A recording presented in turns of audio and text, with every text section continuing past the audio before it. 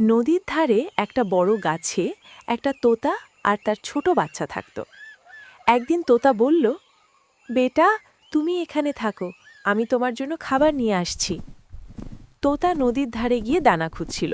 তখন একটা বুড়ো কচ্ছপ এসে বলল, তোতা ভাই, আমি খুব বুড়ো হয়ে গেছি, আমার বাচ্চারা খুব ক্ষুধার্ত, তুমি কি আমাকে একটা মাছ ধরে দিতে পারবে?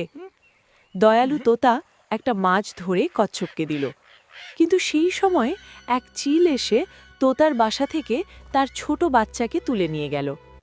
তোতা ফিরে এসে দেখে তার বাচ্চা নেই। সে কাঁদতে কাঁদতে খুঁজতে লাগল। পথে তার আবার কচ্ছপের সাথে দেখা হলো।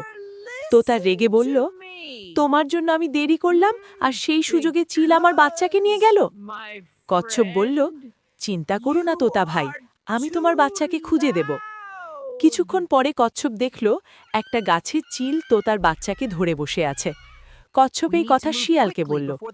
শিয়াল বলল, চিলকে যদি মাংস দেওয়া যায় তাহলে সে বাচ্চাটাকে ছেড়ে দেবে। তারপর কচ্ছপ গেল সিংহ রাজার কাছে। সিংহ তাকে কিছু মাংস দিল। কচ্ছপ সেই মাংস নিয়ে চিলের কাছে গেল। চিল মাংস নিয়ে খুশি হয়ে তোতার বাচ্চাকে ছেড়ে দিল। কচ্ছপ বাচ্চাটাকে নিয়ে তোতার কাছে ফিরিয়ে দিল। তোতা কচ্ছপের কাছে ক্ষমা চেয়ে বলল, তুমি সত্যি খুব ভালো।